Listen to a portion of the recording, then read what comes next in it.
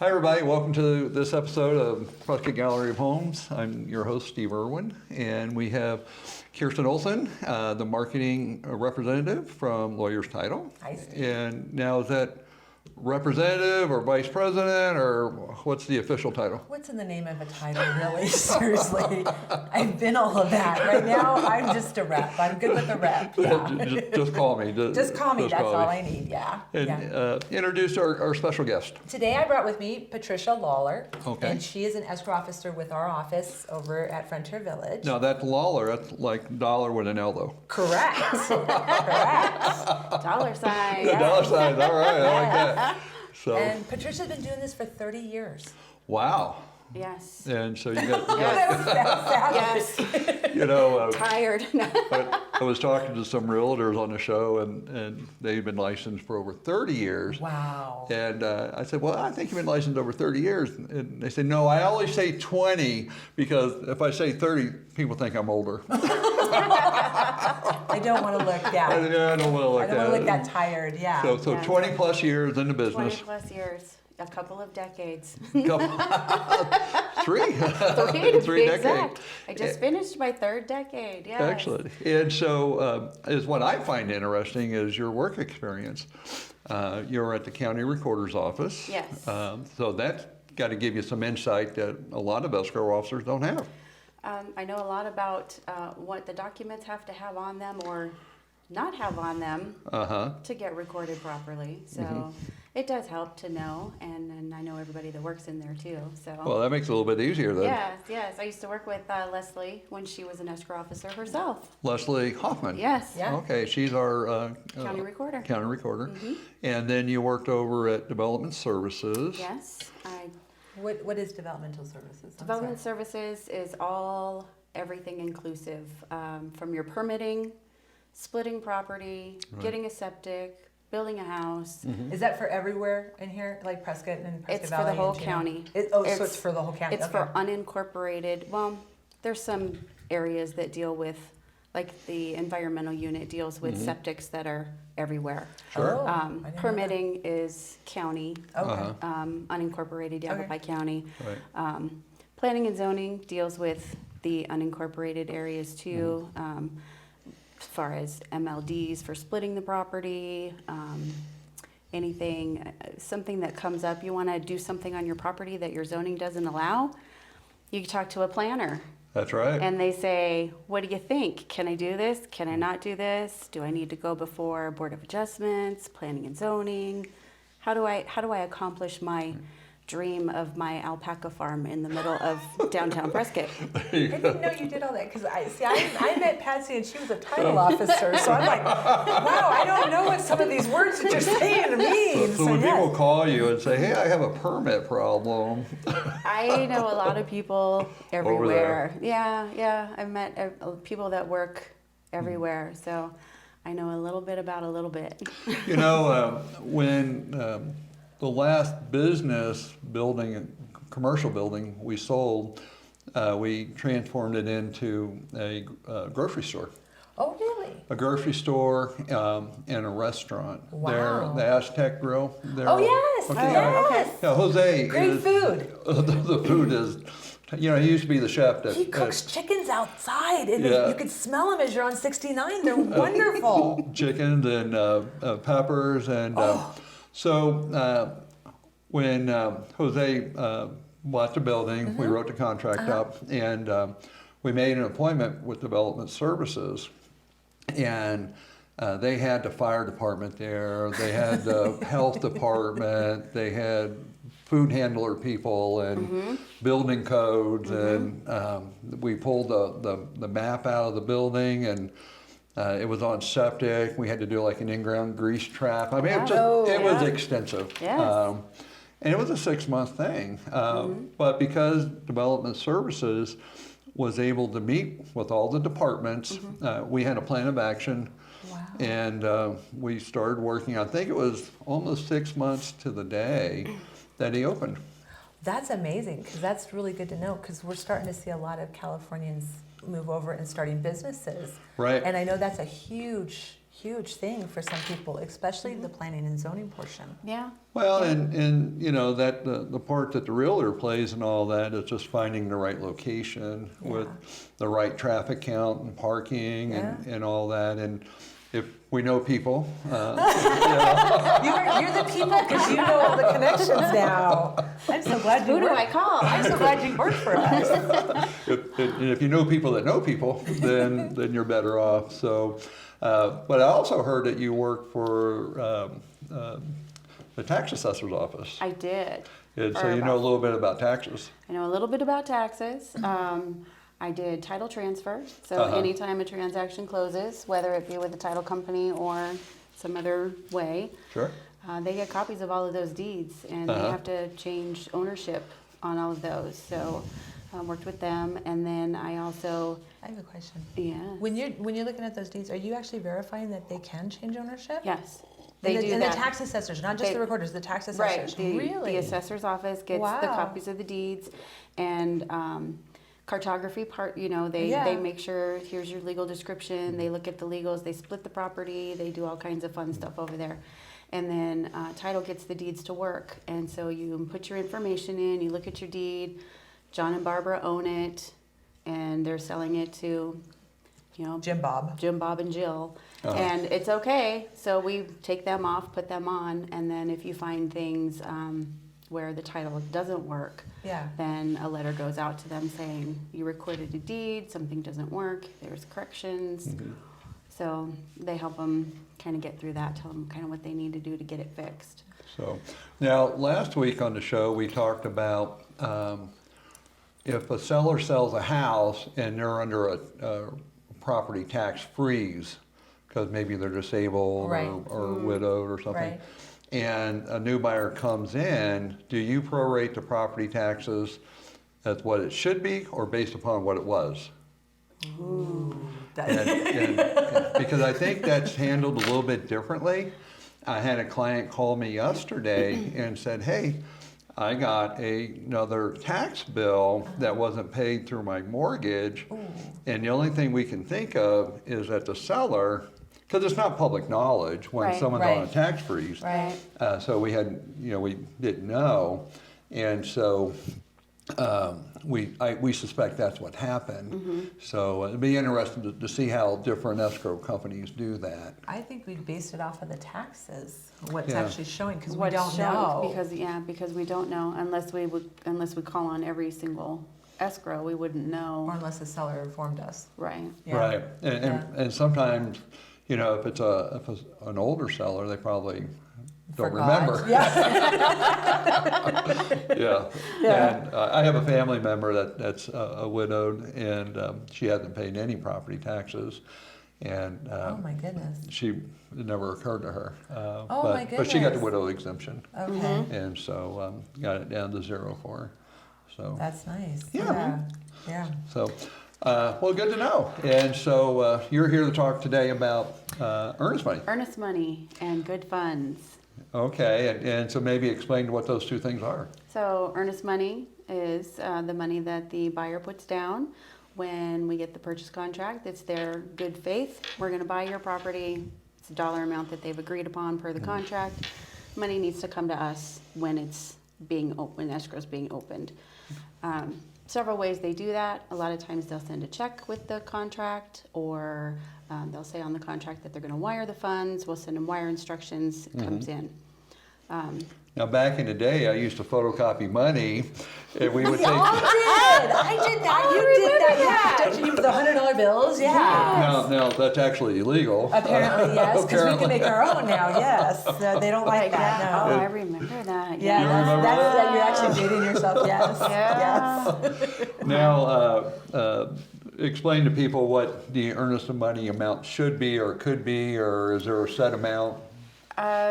Usually it's just whatever they have come to an agreement for. Sure. They discuss it with their agent and how much are you willing to put down, And actually, it could be 0. It could be 0. Yeah. Well, we've seen them transfer like vehicles. Yeah, That they'll use a vehicle as an earnest money. I was involved in one deal a long time ago where we traded a Harley for a lot out in Chino. And we used to have a real estate trade. How does the commission get paid on a Harley? It doesn't. I'm so sorry. I'm so That's why we don't do it anymore. I'll let you write it every third Tuesday. of the month. Yeah, but we have seen it where they will use other things, boats and vehicles and stuff like that. Could be. Yeah, Absolutely. not usually like horses or No, not seen that. no. So if they do put earnest money down, then what's the process from there? We deposit it. I have a question. Do you guys take credit cards? No, Do you take debit cards? no, Do you take cash? no. What do you take? Is this compliance training? What do you take? We can take a check, a cashier's check, a certified check, a wire.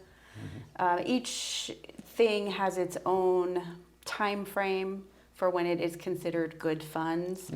A personal check, I believe, has to 10 days. So if, for example, they open the escrow and we deposit the check, and then 5 days later something is horribly wrong and they want to cancel, we can't release those funds until we are certain they've cleared our bank. Sure.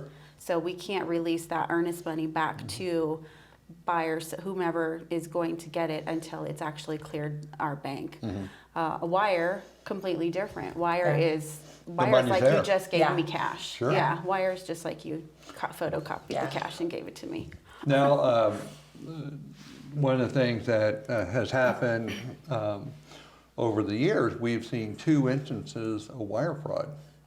And, we do a wire fraud disclosure. I think it's on every email Yeah. you guys send. It's on our, if we put you on hold, you'll hear that. Oh, yeah, really yeah, when you loud. call the office. Really loud, yes. We had a client in Kingman that got an email late on a Friday. It had the agent's name, the escrow number, the address. It had everything. It looked 100% legit. It came in Friday after lunch from the escrow officer, we thought, and it said, wire your $10,000 so we can close first thing Monday. He called the escrow company, and they had a bunch of closings. It was the end of the month, and went to an answering machine.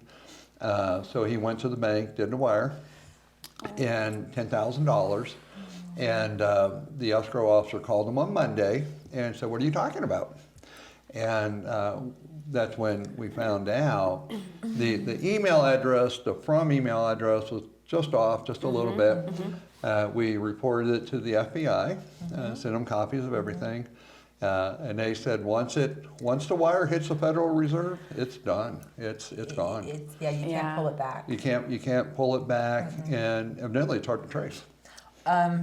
Usually they can trace it to where it's going to, but you can't pull it back, Right. and it becomes really a hard time. Yeah, and once it hits someone's bank and they pull it out, it's even harder. So that guy lost a deal, he lost his money. Wow. Several months later, we were able to do another deal for him, but yeah, it was unfortunate. So we tell people, unless you go there in person or you talk to the person, don't do it. Right. Well, That's- and so I think, and you tell me, I don't believe any of the title companies are really just emailing like a regular email. No, to you, the I wire don't. instructions anytime. No, they won't do that. No. They have to communicate directly, and I'm not sure how the wire instructions, because we won't do wire instructions at all. And then we do encrypted. Ours are encrypted, and then even on the day of close, say our seller is getting a wire of proceeds, we call the seller and verify Prior to we're sending you a wire, we're sending your money, For and which this you is where we're requested, going to yeah. send it to, and we have to sign off on our proceeds authorization that we called the seller, we verified Good. the bank account, and that we were sending it to them. So it's scary. very scary. It's scary. It's a multi. And it's a lot of money. Yeah. I mean, real estate's expensive, and usually proceeds from a sale or earnest money. It's more money than what I want to put on the line. Well, we started seeing them going after the earnest money, and then they were going after the seller's proceeds. Then they Right. started going after the payoffs. Yeah. And so they're hitting all avenues. And now what you're hearing more is because everybody with COVID's been in lockdown. That's right. People are getting hacked harder, more and more. Yes. And so, yeah, it's very, very scary. And your circumstances with what you had, as soon as we would have heard of it, we would have taken everything offline. Absolutely. Yeah, for Absolutely. that whole transaction. And when we go old school, not like we're going to copy money, but we're going to go old school. And we're literally going to hand deliver everything, or it's going to be overnight. It's going to be hard copied, and and phone calls, and that's it. No more emails. Best way to do it. Yeah.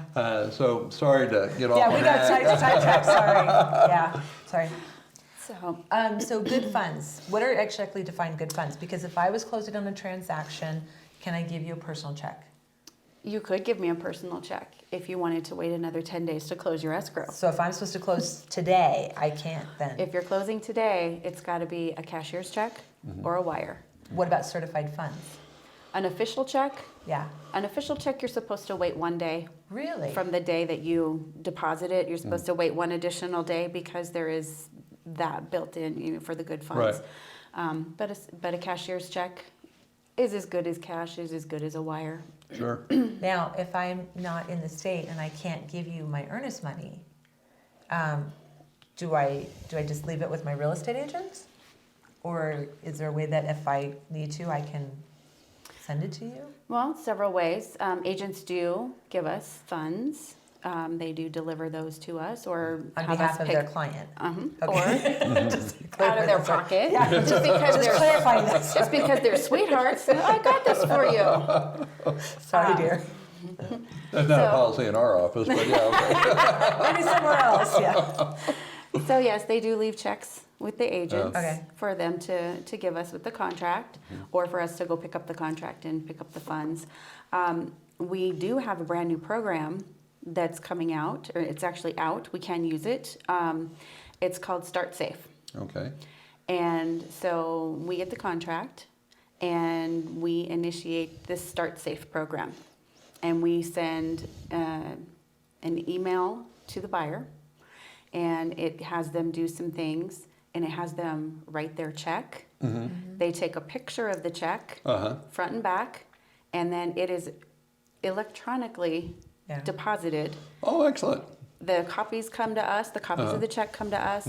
We'll generate a receipt, and then we can email that receipt out to everybody and let them know that we've got the That's funds. awesome. And Yeah. the buyer doesn't have to go to the bank. They Right. don't have to. And that's just for earnest money. The question did come up, though. Yeah, we're waiting on this one. We asked if we could use it for closing funds, cashier's Wow. checks. Well, because we have clients that come here and their banks aren't here. Absolutely. And so that it becomes a problem because now they have to rush home, or they're trying to figure out how to wire their money. And so, yeah. Well, and And some banks charge astronomical fees for wiring. yeah, they It's do. crazy expensive. We have a buyer that lives in Hong Kong. Okay. Is going to buy one of our properties. Okay. And we're trying to figure out how to get them the paperwork to be notarized to sign. Okay. Oh, And so we're trying to figure out, okay, what U.S. bank is here and in Hong Kong? And that consequently, there's quite a bit, Good. which I didn't know. That's and, good. and so we directed them, I think, to Wells Fargo. or Yeah, I something. would think that. But there's also a U.S. Embassy there and Yes. other places that have Yes. notaries. And so, but we're waiting on the contract to come back so we can go ahead and open escrow with it. wow. So Nice. Did you do that like DocuSign, or did you actually physically overnight stuff? he came here Oh, and signed it, and now we have to finish up the paperwork. Wow. So yeah, but we do electronic signatures. So. That makes it so A much thin nicer. sign is the program we're using right now. Yeah. DocuSign is a wonderful thing. Yeah, it is. So It's so much nicer. and so that program's called Safe Safe Start. Start, Yes. and right now it's only for earnest money, but not closing funds. Right. No. Okay. Give it time. Give it time. Give it time. Give us a little something and we'll go, well, can we? Well, what about this? Well, with Whoops, I did that. Is that okay? with COVID, nobody wants to meet and nobody wants to touch and nobody wants to. Well, Yeah. and I think we're seeing the end of that with, the vaccinations are Yes. here. Yeah. And Yes. my daughter's a nurse practitioner. She got her shot last week. Good for her. So, we're just waiting. I'm in when everyone else gets it, I'm not in a special category. Well, But, no disrespect. I just heard, and we were talking about this because they lowered it to 65, and Uh-huh. so now I'm like, there's going to be so many more people going that, Right. that I don't. I can probably pass for that. I'm like, if they I'm don't not sure check that your I'm not sure that ID. we're going to be able to get in. Yeah. So I don't know, but Yeah. it's all good. So interesting. Hey, What did you bring? I brought the National Association of Realtors member statistics. So this is a report that covers the entire United States, and NAR, National Association of Realtors, they survey brokers, agents, buyers, sellers, title people. Wow. And they give us this report to help us understand a little insight to real estate all over. And so you That's guys both have a great. copy of Yeah. it. One thing I found interesting that 5.34 million existing homes were sold. So these aren't new builds; these are just resale homes. Yeah. And that was in 2019. Obviously, they don't have the numbers yet for 2020, but 5.34 million. Now, be interested to see where people are moving from and to, because I got a sense they're all moving here. I feel like they are. I really do. The traffic's gotten a little bigger. Yeah, I feel like they are. You know, I used to drive to work, and when I would stop at a red light, I'd be like the only car. Yes. Now it's like 3 or 4 cars. And it's like, oh man, what's happening? Well, even from the time that we did what was driving in cars with realtors. Yeah. Yeah, I'm like, wow, we couldn't do that now. It seems like it's a little more busy. Might be a bit little more dangerous for us to do that. That's right. Yeah, the streets are a little bit more crowded. Yeah. We're seeing, and so. But I just see here that it says 2 million active real estate licensees in the United States. 2 million. That's Wow. right. How Yeah. many are here? Well, I know for Prescott Association of Realtors, we have 1,800 members, and I think 1,300 are primary. So we have a lot of secondary members that live in like Sedona or Phoenix Okay. or something. So that may not be their area of here. It might not be their primary area. Okay. But yeah, 1,800. We're I know in the Sedona Association we're somewhere around 600 now. Wow. Yeah, I pulled the numbers the other day and I was surprised. They actually increased quite a bit, and Flagstaff's up there over 500. So the area is growing, Yeah, it is. and as it grows, the agent count obviously grows too with It does. It looks like one of the statistics I found interesting was 63.7% were primary residents, and so 33% are secondary homes or vacation homes or Or vacation investments rentals. or something. Well, I think that's true in our community too. I do too, but that's a great percentage. That's huge. That's huge. Yeah, absolutely. And so I get a lot of calls on some of our listings. One of the questions is, can we use it as a vacation rental? And most of the time you can. Yeah. It depends on if it's in an HOA and what the rules are Yeah. there. So let's see what else we got on this report. One thing that's kind of cool, and you pointed out earlier, is that the average real estate sales professional is a white female, 55 years and older. They're looking younger every year to me. They look. They used to look older, now they're looking younger to me all the time. They're and so I'm on the other side of that. So you're looking for that 55 white female agent to come work for you, To are come you? work Is for that me. what That's you're right. saying? Yeah. That's right. That's And funny. So I do think that in the Prescott area we have a lot more people coming into the industry. Yeah, we do. As our clients' behaviors change with texting and email and all that, our agents need to adapt, and I think younger agents getting into it adapt easier. Yeah. So, Yeah. I'm seeing that all across the board. I believe that's I believe that's correct. Okay, so I just see this. It says 64% of all realtors are female. Wow. Yeah, I believe that. That's impressive. So Yeah. this is a female-dominated industry. And I will be the first one to admit, lady realtors are far more detailed-oriented than I am.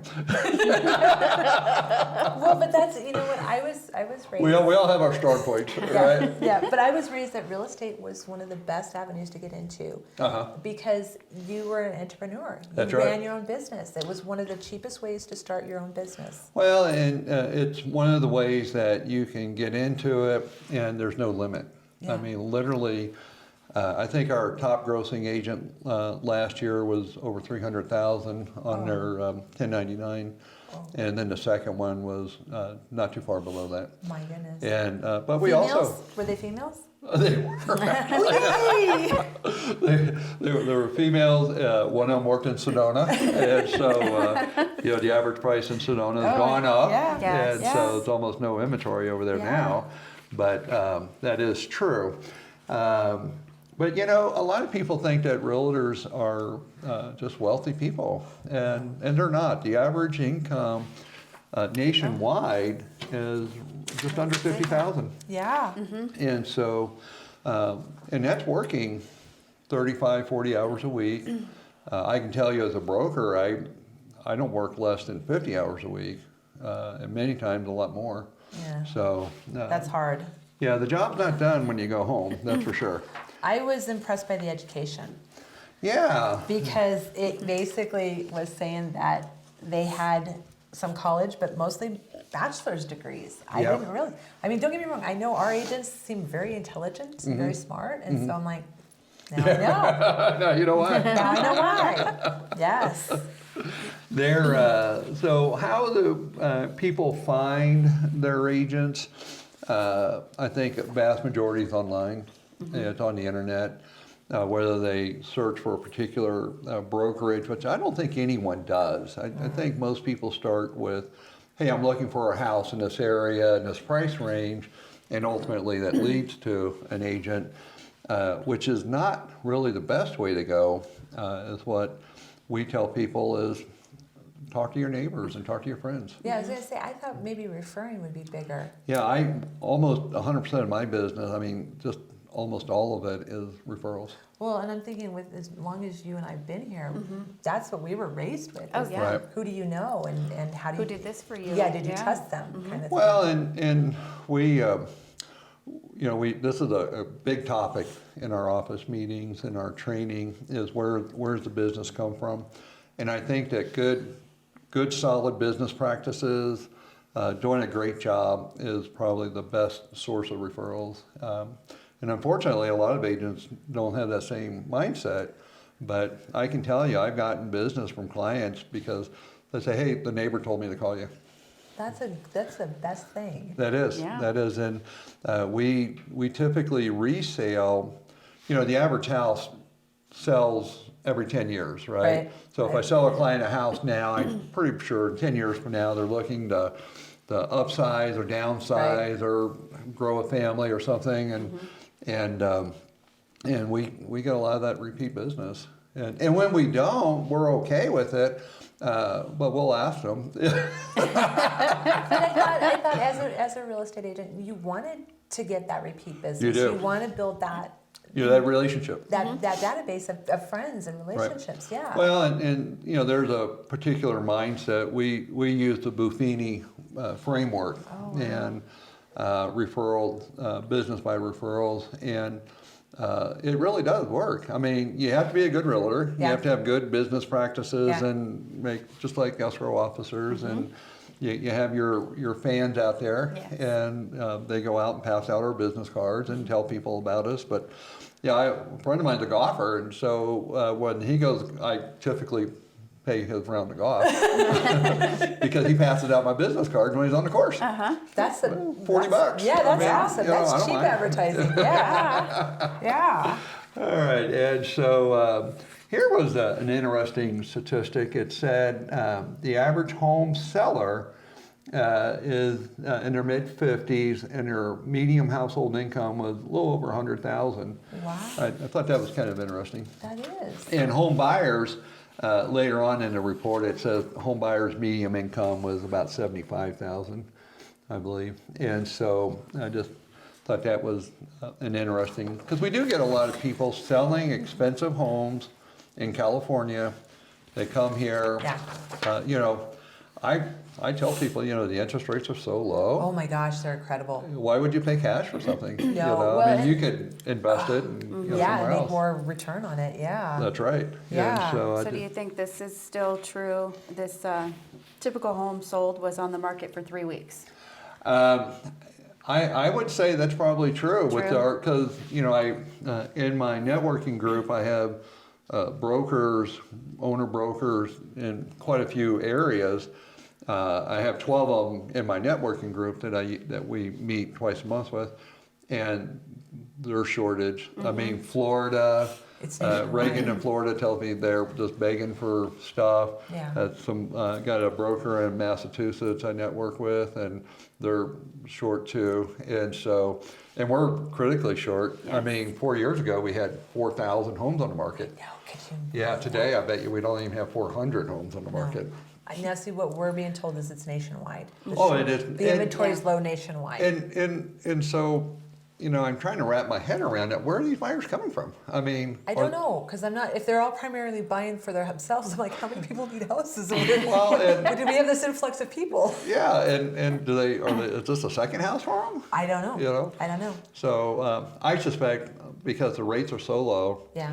that people that used to rent are now buying. Which is a perfect Yes. time, Yeah, because you can't beat it. And especially in our area. right. Rents are high. Why not buy a house? Oh, instead? absolutely. It saves you the money. Yeah, I get calls every day for rentals, and we're just like, guys, there's just nothing. And what's out there is expensive. Very, very So, expensive. Yeah. let's see, so as we start to wrap this down a little bit, I think that most buyers, if they don't have a realtor, are probably calling on yard signs and. Are there any yard signs out there? Yeah, very few. I haven't. Have you seen? I haven't seen. Have you seen? No. No. I had a listing there in Granville on Kirkwood, and we put the sign up. It was going to go in the system. It was going to go online the next day. Before the day was out that the sign went up, we had a 10,000 over list Oh price my offer. goodness. Yeah, Oh my goodness. and Wow. it's that crazy out there. That's nuts. So But that's a good thing. that's not a bad thing. Apparently, they like where we live. They like where we live, Yeah. and so and that was a quick close. That was like a 3-week escrow, Yeah. and cash, you know. So So we love cash. yeah, we love cash. Yeah, so We not can't argue with take that. it, but we love it. We love it. Yeah. And